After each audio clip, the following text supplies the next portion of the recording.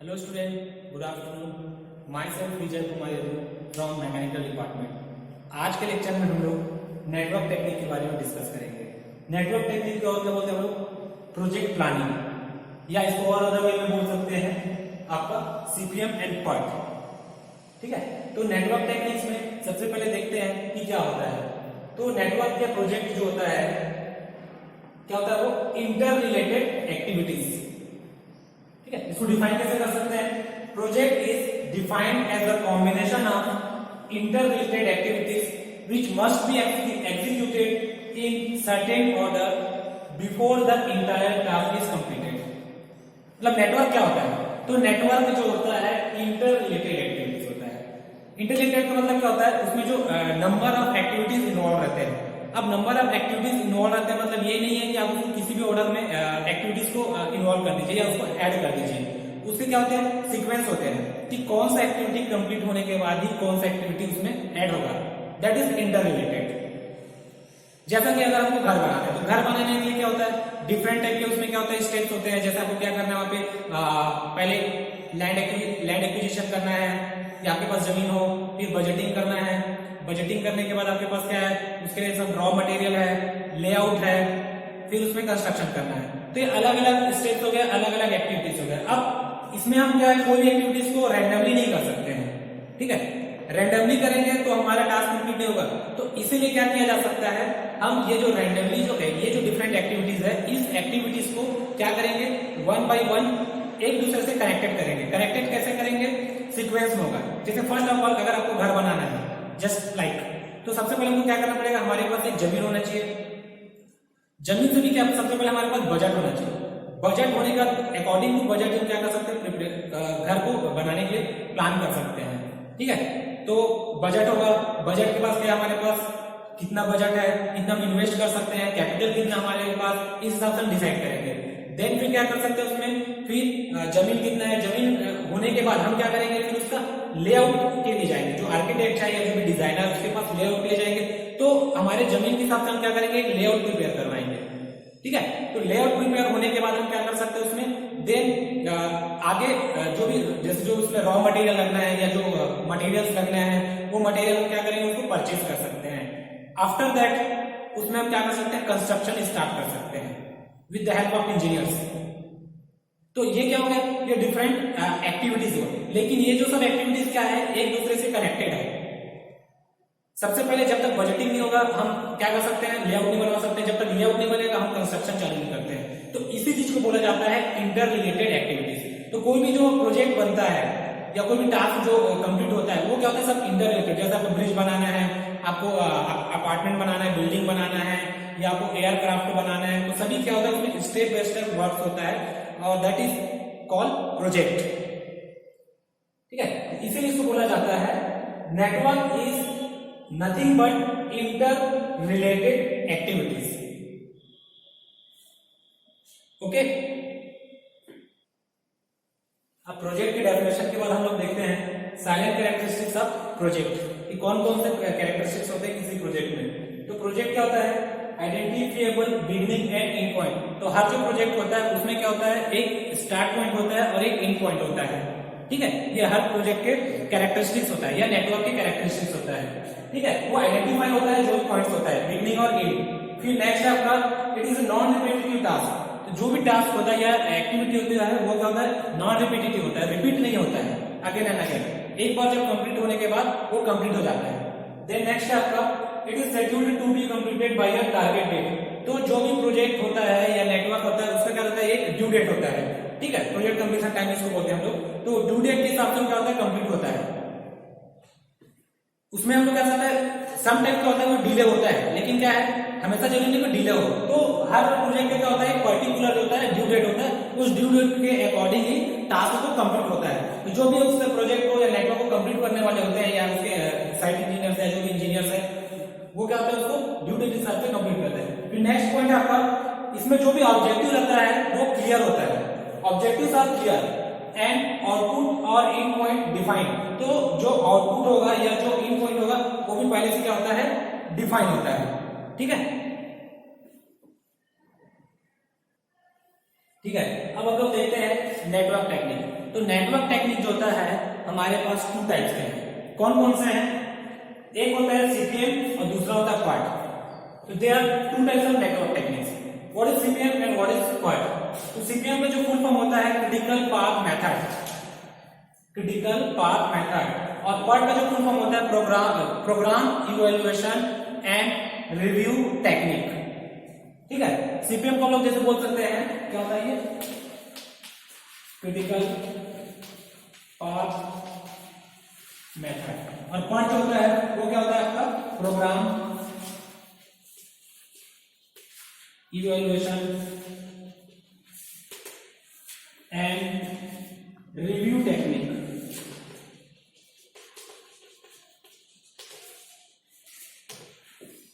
ये इसके full forms हो गए। अब सीपीएम में क्या होता है? सीपीएम जो होता है उसमें डिटरमिनिस्टिक टाइम अप्रोच होता है। जो डेटा लेते हैं हम लोग क्या रहता है, डिटरमाइंड रहता है, फिक्स रहता है। जो प्रोजेक्ट के जो टाइम है, वो प्रोजेक्ट कंप्लीशन टाइम है, वो मतलब फिक्स टाइम में जो कंप्लीट होता है वो डिटरमिनिस्टिक टाइम अप्रोच हो गया। बट पर्ट में क्या होता है?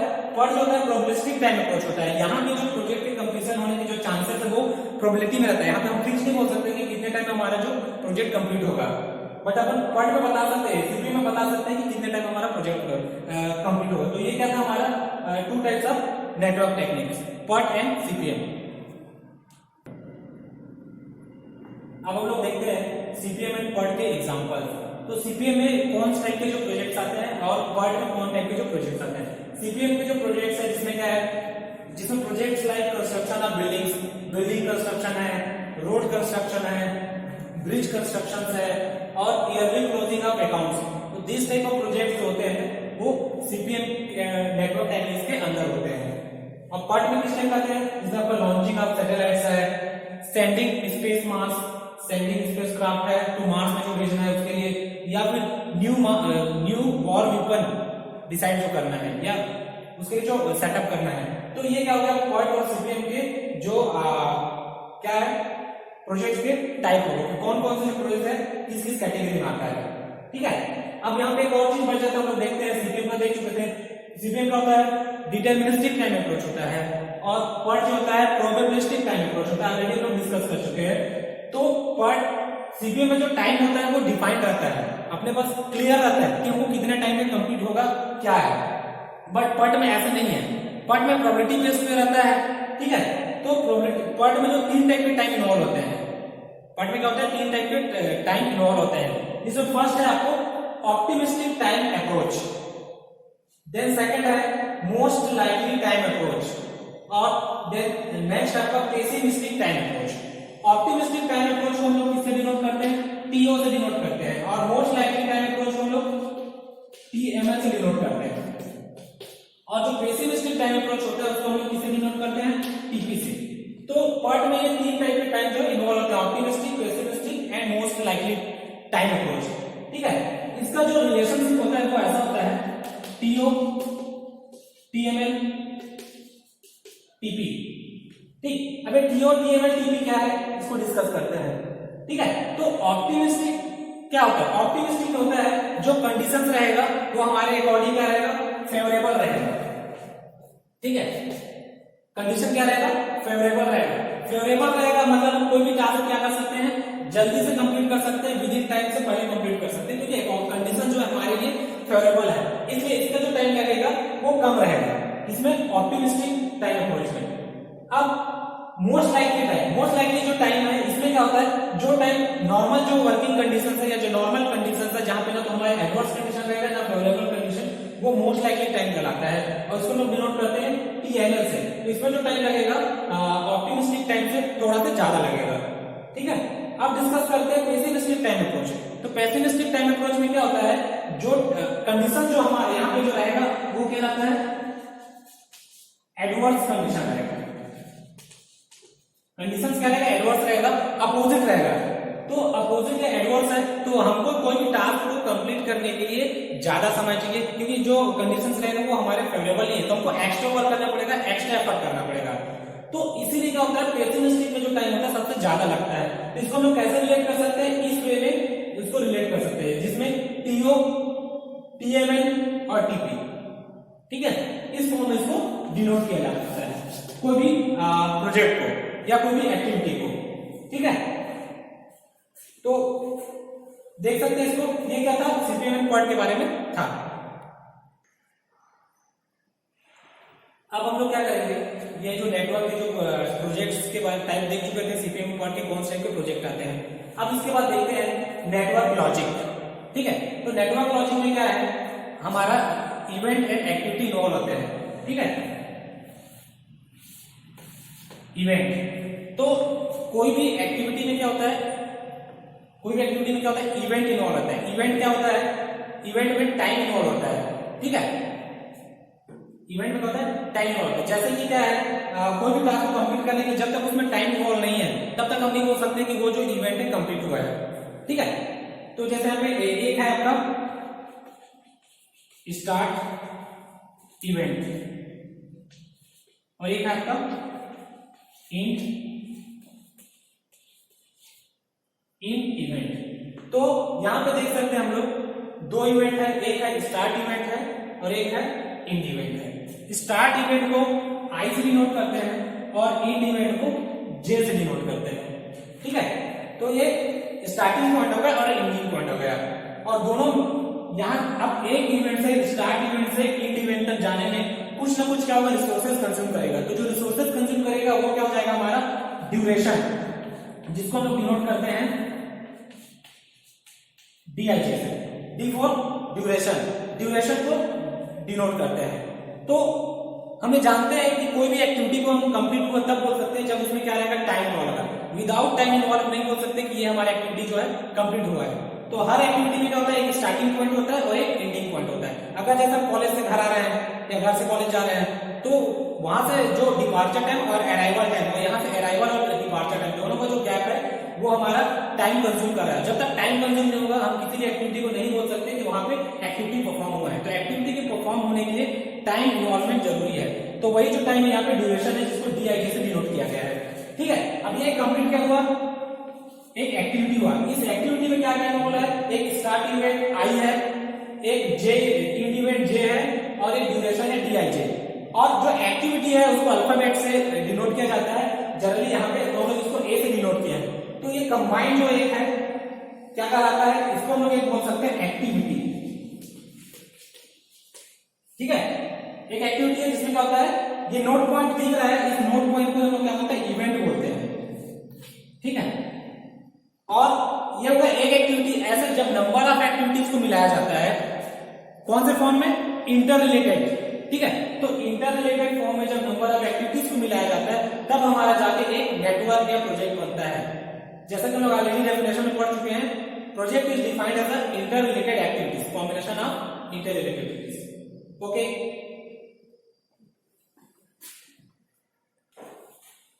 ठीक है, अब हम लोग यहाँ पे देखते हैं basic rules of network drawing. Activities define हो गया, इवेंट डिफाइन हो गया, अब हमको एक नेटवर्क बनाना है। तो नेटवर्क ड्रॉ करने के लिए कुछ रूल्स होता है जिसको हमको फॉलो करना है। विदाउट एनी रूल हम नेटवर्क नहीं बना सकते हैं, या कोई भी टास्क करने के लिए एक रूल्स होना चाहिए, रूल के हिसाब से इसको टास्क को परफॉर्म किया जाता है। तो कुछ कुछ रूल्स है जिसको फॉलो किया जाए। सबसे पहला जो रूल है आपका, हर जो नेटवर्क का एक सिंगल स्टार्टिंग पॉइंट होगा और सिंगल एंडिंग पॉइंट होगा। ठीक है, जैसे ये नेटवर्क है,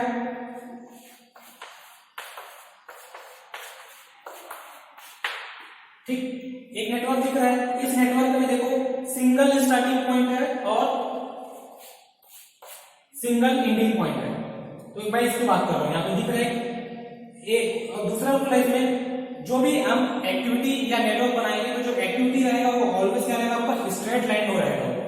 ठीक है, उसको हम लोग क्या बना सकते हैं, कर्व नहीं बना सकते, ऑलवेज क्या स्ट्रेट लाइन बनाएंगे।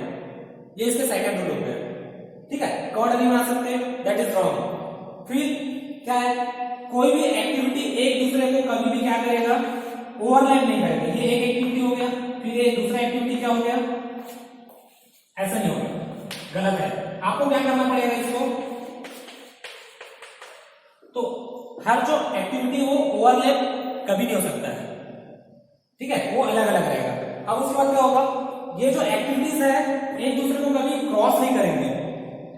ठीक है, जैसे ये एक्टिविटी है तो इसको क्रॉस करके ऐसा नहीं है, हमेशा ये क्या रहेगा, अलग रहेगा। अब नेक्स्ट रूल है, जो यहाँ पे जो एंगल्स बन रहा है, यहाँ पे दिख रहे हैं डिफरेंट एंगल्स बन रहा है, तो ये इस जो एंगल है हमको क्या करना है, मैक्सिमम रखने की कोशिश करना है, लेकिन बिलो 90 डिग्री रखना है, ठीक है। मैक्सिमम रखने की कोशिश करना है ताकि हमारा जो नेटवर्क है वो क्लियर बन सके, एक दूसरे के ऊपर ऑक्यूपाई या फिर ओवरलैप ना हो, इसलिए इसको क्या करें, जो एंगल्स उसको ज्यादा से ज्यादा रखने की कोशिश करना है, ठीक। और इसमें एक रूल है आपका, हमेशा जो नेटवर्क का डायरेक्शन है या जो एक्टिविटीज का मूवमेंट है वो क्या रहेगा, लेफ्ट टू राइट रहेगा। मतलब हम जब भी जाएंगे नेटवर्क ड्रॉ करने के लिए तो हमारा जो एक्टिविटी का डायरेक्शन है वो लेफ्ट टू राइट होना चाहिए, नॉट राइट टू लेफ्ट, ठीक। तो ये कुछ बेसिक रूल्स है, 4-5 रूल्स है जिसको हम लोग नेटवर्क ड्रॉ करने के लिए जरूरत पड़ते हैं। एक बार फिर से डिस्कस करते हैं कि एक दूसरे को ओवरलैप नहीं करेंगे, हमेशा स्ट्रेट लाइन रहेगा, एक दूसरे को क्रॉस नहीं होंगे, ठीक है। क्रॉस हो सकता है, जो डमी एक्टिविटी है वो क्रॉस कर सकता है, ठीक है, डमी जो एक्टिविटी है वो क्रॉस कर सकता है, लेकिन जो मेन एक्टिविटी है एक दूसरे को क्रॉस नहीं करेंगे। और लेफ्ट टू राइट रहेंगे, सिंगल स्टार्टिंग और सिंगल स्टार्टिंग का मतलब क्या है, जैसे ये दो एक्टिविटी है, activity A and activity B, ये दो अलग अलग एक्टिविटी है। अब इस दोनों एक्टिविटी को हमको स्टार्ट करना है, तो और ये दोनों एक्टिविटी क्या है, इंडिपेंडेंट एक्टिविटी है, ठीक है। तो इंडिपेंडेंट एक्टिविटी का मतलब ये होता है कि वो किसी के ऊपर डिपेंडेंट नहीं है, फ्रीली स्टार्ट हो सकते हैं। जैसा कि हम लोग देख सकते हैं ए और बी, यहाँ पे इस नेटवर्क में दो एक्टिविटी दिख रहा है ए और बी, ये दोनों क्या है, फ्रीली स्टार्ट हो रहे हैं, एक दूसरे पर डिपेंडेंट नहीं है। बट यहाँ पे देख सकते हैं activity C and D, activity C and D क्या है, डिपेंडेंट ऑन ए, मतलब जब तक एक्टिविटी ए कंप्लीट नहीं होगा हम एक्टिविटी सी या एक्टिविटी डी को स्टार्ट नहीं कर सकते, that is dependent activity. But activity ए और बी क्या है, इंडिपेंडेंट एक्टिविटीज है। तो जब भी हमको इंडिपेंडेंट एक्टिविटीज को स्टार्टिंग बनाना होगा तो हम इसको ऐसे नहीं बना सकते, ये गलत है। गलत क्यों है, क्योंकि हमारा नेटवर्क का रूल बोलता है कि सिंगल स्टार्टिंग पॉइंट होना चाहिए, ठीक है। तो हम इसको और कैसे ड्रॉ कर सकते हैं, इस पोजीशन को हम लोग ऐसे ड्रॉ कर सकते हैं, ठीक है। ये हो गया ए और ये हो गया बी, ये हमारे क्या था, प्रोजेक्ट का या नेटवर्क का स्टार्टिंग पॉइंट हो गया, सिंगल स्टार्टिंग पॉइंट, जैसा कि ऑलरेडी हम रूल में डिस्कस कर चुके हैं। सेम वैसा ही है, अगर ये लास्ट में दो एक्टिविटी फिनिश हो रहा है, खत्म हो रहा है, ठीक, तो दो जब एक्टिविटी फिनिश हो रहा है तो ये ऐसे फिनिश नहीं होगा, क्योंकि हमारा जो प्रोजेक्ट होगा, टास्क है, उसका लास्ट में क्या रहेगा, आउटकम रहता है, एक गोल रहता है। तो उस आउटकम या गोल को अचीव करने के लिए एक पॉइंट पे मीट होगा, ठीक है, ये एक जगह जाके खत्म होगा। तो उसको हम लोग ऐसा ना बना के, ये रॉन्ग वे है, क्योंकि रूल बोलता है कि हमारा जो नेटवर्क का सिंगल एंडिंग पॉइंट होगा। तो इसको हम लोग लास्ट में ऐसा बनाएंगे, ये हो गया आई और ये हो गया आपका जे, ठीक। तो ऐसा ये क्या था, हमारा नेटवर्क ड्राइंग के लिए कुछ बेसिक रूल्स है जिसको हम लोग फॉलो करना होता है। ये इस रूल का जब तक हम लोग यूज नहीं करेंगे कोई भी नेटवर्क को सही तरीके से ड्रॉ नहीं कर सकते, तो इनको सबको फॉलो करने होते हैं। अब बेसिक रूल्स नेटवर्क ड्राइंग का डिस्कस करने के बाद हम लोग डिस्कस करते हैं डमी एक्टिविटीज। तो डमी एक्टिविटीज क्या होता है, मैं जैसा ही उसमें बताया था क्या कि डमी जो एक्टिविटीज है वो क्या कर सकते हैं, क्रॉस कर सकते हैं हमारे नॉर्मल जो एक्टिविटीज है, लेकिन जो मेन टू एक्टिविटीज कर सकते हैं एक दूसरे को क्रॉस नहीं कर सकते हैं। डमी एक्टिविटीज कैसे होते हैं, डमी एक्टिविटीज में होते क्या है, एक्चुअली वो कोई रिसोर्सेज कंज्यूम नहीं करते हैं, ठीक है, उनका कोई रिसोर्सेज कंज्यूम नहीं होता है, वो जस्ट क्या होता है डायरेक्शन के लिए यूज किया जाता है। जैसे यहाँ पे मैंने एक्टिविटी बनाया नेटवर्क, ये दो एक्टिविटी है आपका ए और बी, ठीक है, और उससे दो एक्टिविटी सी और ई जा रहा है, लेकिन ये क्या एक्चुअली में फिजिबल है कि नहीं है ये चेक करते हैं। अगर हमको बोला जाता है कि एक्टिविटी सी में activity C is dependent on A and B but activity E is dependent only on B, then what to do. तो अब इस केस में हम क्या कर सकते हैं, अगर ऐसा बनाएंगे तो ये क्या होता है, गलत होता है। गलत क्यों हो रहा है कि अकॉर्डिंग टू क्वेश्चन को क्या बोला गया है कि जो एक्टिविटी सी है, एक्टिविटी सी उसमें क्या बोल रहा है, ओनली ए और बी का आ रहा है, एक्टिविटी ए और बी का पार्ट आ रहा है। तो जैसे कि ये ठीक है, अकॉर्डिंग टू क्वेश्चन सी में ए और बी का आ रहा है, बट जो ई है एक्टिविटी ई में क्या है, ओनली बी का पार्ट आना चाहिए, जैसा कि क्वेश्चन में बोला गया है। लेकिन यहाँ पे क्या हो रहा है, ये गलत हो रहा है, एक्टिविटी ई में क्या है, सिर्फ बी का ए और बी दोनों का पार्ट हो रहा है, लेकिन ऐसा नहीं है क्योंकि इसमें दोनों आ रहे हैं। तो उसको हम कैसे बना सकते हैं, अदर वे में बना सकते हैं। कैसे? डमी एक्टिविटी का यूज करके। डमी एक्टिविटी क्या होता है, इसको ऐसे अपन ड्रॉ कर सकते हैं, जो कि क्या होता है, कोई भी रिसोर्सेज कंज्यूम नहीं करता है, 0 होता है। ठीक है, अब इसका मतलब ये क्या हो रहा है, इसको हम देखते हैं। एक्टिविटी ए और बी क्या है, इंडिपेंडेंट एक्टिविटी है, और सी और ई क्या है, डिपेंडेंट एक्टिविटी है। अब सी जो एक्टिविटी है वो किस पे डिपेंडेंट है, ए और बी। यहां से ए का वैल्यू जा रहा है और यहां से आपका इसके थ्रू बी का, यहां पे 0 है, तो इसका जितना यहां पे वैल्यू है, जो भी वैल्यू रहेगा वही वैल्यू इस नोड में आएगा। इसका मतलब ये है कि एक्टिविटी सी में एक्टिविटी ए और एक्टिविटी बी का वैल्यू आ रहा है, बट एक्टिविटी ई, तो एक्टिविटी में क्या है, ए का वैल्यू नहीं है, इसकी डायरेक्शन इधर है, मतलब इसमें सिर्फ बी की वैल्यू आएगा। तो बी का जो भी प्रोसेस होगा वो एक्टिविटी से आगे फर्दर जाएगा एक्टिविटी में। यही होता है डमी एक्टिविटी का रोल। अगर हम लोग ऐसा बनाते हैं इसको तो ये गलत है, क्योंकि ई में क्या हो रहा है, ए और बी का दोनों का पॉइंट आ रहा है, जो कि गलत है अकॉर्डिंग टू क्वेश्चन। तो ये क्या था हमारा डमी एक्टिविटी के बारे में डेफिनेशन का, कि क्या होता है, ये रिसोर्सेज कंज्यूम करता है। Okay, thank you.